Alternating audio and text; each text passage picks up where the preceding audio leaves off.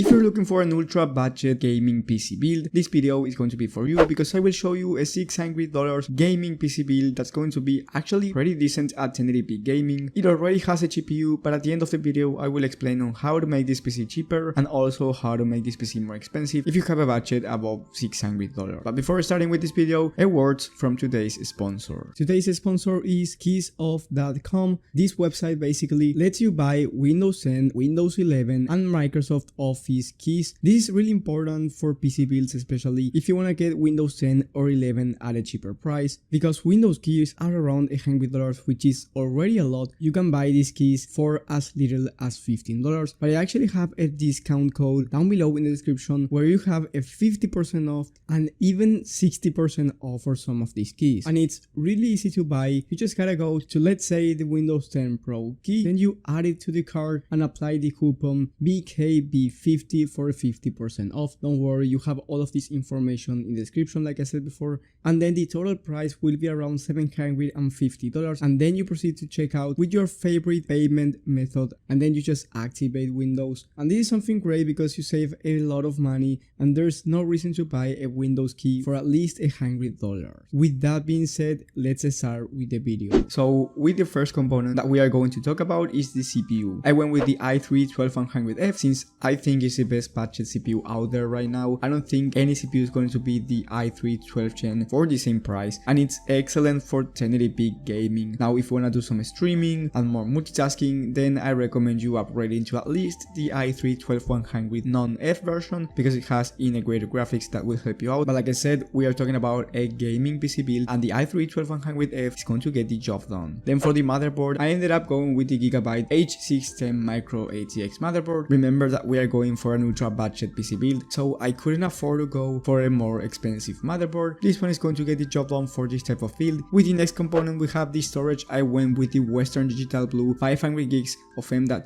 SSD. This may be enough for you. I think that is pretty decent for the price of the total build. Then for the graphics card and the most important part of this build, we have the RX 6500 XT. Now I know that it has a lot of hate. I already talked about that in my last video, so if you're looking for good budget GPUs, you have my whole video in the top right of the screen. I recommend you watching that video if you're looking for a GPU guide. Anyway, I think the 6500 XT is actually a pretty decent GPU for the price if you have a PCIe Gen 4. So if you have an older system and you want to upgrade the GPU, then I do not recommend you the 6500 XT. But if you want a new system that supports PCIe Gen 4, then I think it's a good buy. Then for the memory kit, I went with the Silicon Power 16 gigs of RAM, 2x8, so dual channel, DDR4 3200 MHz, CL16 memory. This is all that we are going to need for gaming. Then for the case, I chose the same one as I pick in every budget GPU video that I make, and it's the Deepcool Matrix 40 Micro ATX mid-tower case. The airflow on this one is going to be pretty decent, and considering that we don't have the greatest components for gaming, we don't really need to worry about temperatures because they are going to be just fine. And lastly, for the power supply, I went with the Corsair 550 watt 80 plus bronze power supply. This one is going to be way more than enough for our build and for future upgrade abilities. Of course, you don't want to put like a 3090 on this build, but if you're looking to upgrade the GPU to, let's say, like the 6600, you can do it with this power supply. So the total price for this PC build is going to be $606. So to recap this PC build, if you're looking to game at 1080p, I think that is actually a pretty good PC build. Now, if you're looking to play the newest modern AAA titles, the 6500 XT only comes with 4 gigs of VRAM.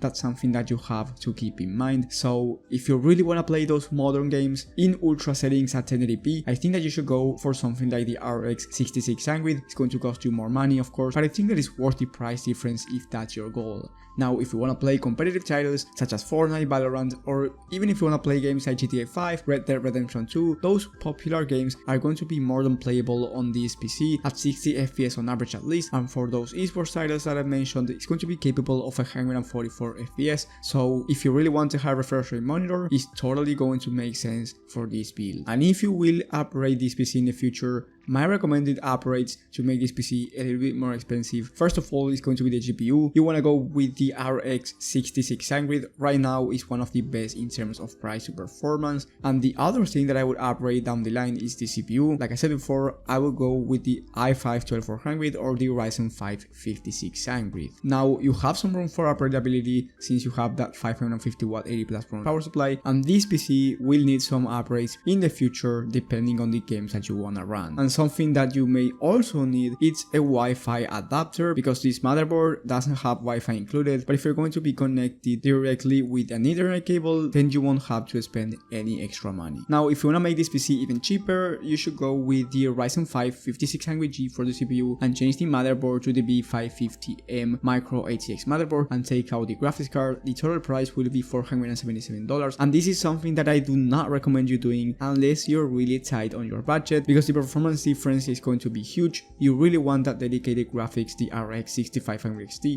But if that's something that you cannot afford, which is totally understandable, then the Ryzen 5 5600G is going to make sense, and you will be able to still play those games that I mentioned before, Valorant, CSGO, but don't expect to run games like Red Dead Redemption 2 at, let's say, medium settings. GTA 5, fine. Red Dead Redemption 2 is not going to work so well.